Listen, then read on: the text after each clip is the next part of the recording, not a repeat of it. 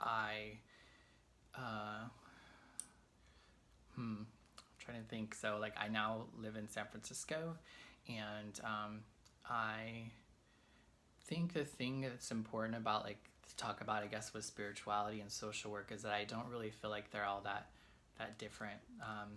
I think you have an element of, and it depends on like the role that you're in. I think in a lot of ways, like therapists and maybe doctors and folks of kind of those high credentialings are similar to folks that are pastors or head pastors or rabbis or leaders within religious settings. And then you have so like the doctors and the psychiatrists are secular, and the pastors and rabbis and other spiritual leaders, gurus, they are like the spiritual experts. And I think they might be in some ways, especially therapists, treating the same sort of thing in the sense, but it's just like, it's like it comes down to language, I think, and it comes down to people's experience with culturally or maybe their history with certain things. But basically, I feel like, religious people and spiritual spaces provide spiritual care, and then there's like mental health and other sorts of care that happens in the world to deal with worldly things in a worldly way. And those two don't necessarily mix, though I think they're kind of one and the same. I just think I don't know, I just see a lot of like social work being done in church spaces, in kind of helping people connect socially, to get connected to services that they might need to help them live fuller, better lives for themselves and the people around them. And sometimes that's very much like food, paying utility bills when you need to, helping with housing, giving them a sense of purpose and things to do as well. But I think a lot of that is what a social work does, is helps people get to a safer space or place through whatever they're dealing with. So I just don't think that there's really all that difference. I think the thing that to be mindful of is a lot of the times people who are in need of a lot of the times these services that are provided by society or social work, if you will, a lot of times you're working with people who are marginalized for one reason or other, whether it's poverty, whether it's racial, whether it's gender, whether it's age, whether it's mental health, maybe it's all of those at once. And I think that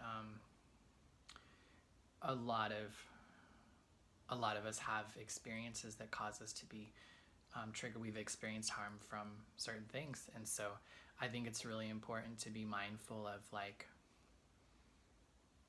those sorts of things that could be going on with the people that you're working with, whether you're working with them at a community nonprofit or you're working with them in the church or whatever. Is that you have to realize that people have probably some sort of past experience with religion, whether good or bad, whether they were absent of it or they were actually harmed, and as they grew up or as they became more who they were, that maybe that didn't align with the way that they were once thought or understood. Or so I think it's important to be able to kind of meet people. I think that's one of the things that I loved about the idea of being a chaplain and a lay chaplain is that it really wasn't about my spirituality and my experience.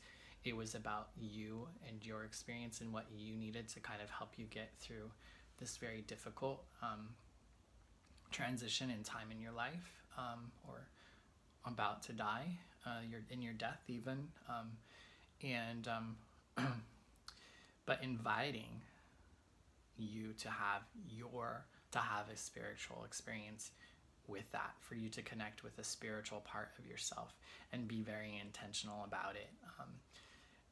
it could be called whatever way you want, and it didn't even have to be called spiritual, really. Like, I mean, I think it's about, like, do you remember times in your life when you got your life, and you experienced life better or more fully or differently than you're able to do now? And if you can kind of think about what were parts of that, and are some of those things you could pick up now. For some, like for me, sometimes it was dancing in the clubs. You know, there was a time when that was like, it was just healing. It was like my healing. It was the way that I let out the angst of the world in my life. And so I think just helping people connect with that,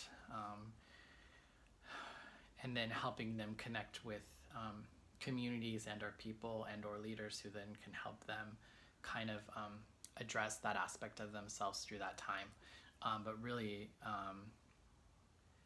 yeah, so I kind of feel like in working with people outside of the a church setting or a spiritually kind of labeled space, that that it's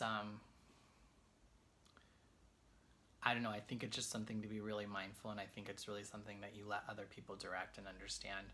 But the thing that I feel really like passionate about for myself is really because I think for so long people just have gotten afraid, or they are not willing, or they have their own damage or their own issues, to be able to kind of like broach that part of the people that they're working with, to invite again some sort of spiritual part of self through that issue that they're going through, as a way to be more integrated and whole as you're going through a spot, because many times we fragment ourselves, or it's just a part of us that we're dealing with or working with or treating or what have you. And to invite another part of yourself into that space begins to, I think, integrate and cause people to become more whole. And more whole is like self-esteem, confidence, security, faith, hope. Those sorts of things are built when we can kind of fully connect with ourselves and hold ourselves. And for me, that's been a spiritual experience.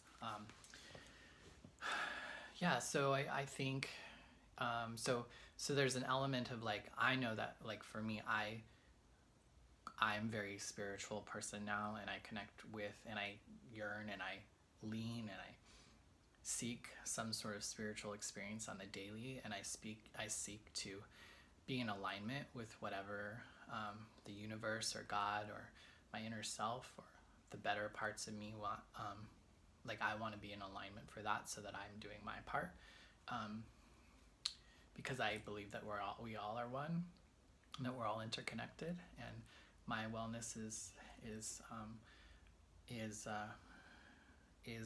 important, and yours is too, because we're all connected. But I guess it's that interconnectedness, and there's a part of me that honestly I still don't understand, and I'm still trying to figure out. And I think that's actually pretty great, because eventually, you know, I have a concept of something, I think I have it figured out, and then something happens to blow that out. And so then for me, it's that's what causes me then to kind of seek more connection with others, to begin to understand and be open to something that is outside of myself. It helps me better actually even understand myself.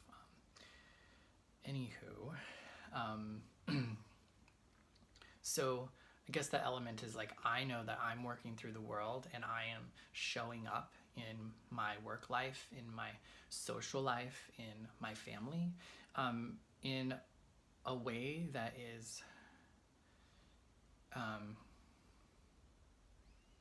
pulled or intended or like led by my spirit.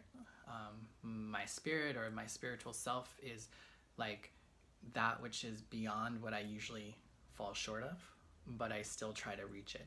And so when I'm trying to mend a relationship with my family, for me, it's like about, okay, can I bring my spiritual self or God or whatever, and can I put that in front of it and then reach toward it, and how do I act and how do I react, depending upon that, when or if I can. Or can I invite God or my spiritual self into this kinky sexual relationship? Or can I like, so for me, I bring that spirituality into every space, but just because it's a spiritual experience for me does not necessarily mean that it's that for the people that I'm in relationship with. So I think that's something that's really important to understand, is that, like, like, it's not important. Like, my parents don't have to be spiritual or trying on the spiritual level to be in relationship with me. But it's important for me to connect with my spiritual life and my spiritual journey to kind of help me show up in the world in a way that I want, and show up with people in a way that I want. And so so that's one aspect, is like when spirituality is a part of the social worker, the person who works in community. So that's like my aspect, but then how do you not paint or layer that onto the people that you're working with? And I think that's something that comes with a lot of practice and a lot of intention. And that, again, like for chaplaincy, for me, is that idea of like, it's really not about me and my beliefs and my understanding of the world and you and me and all that shit. It's really about coming to understand you and who you are and what you need, and how can I be present for that.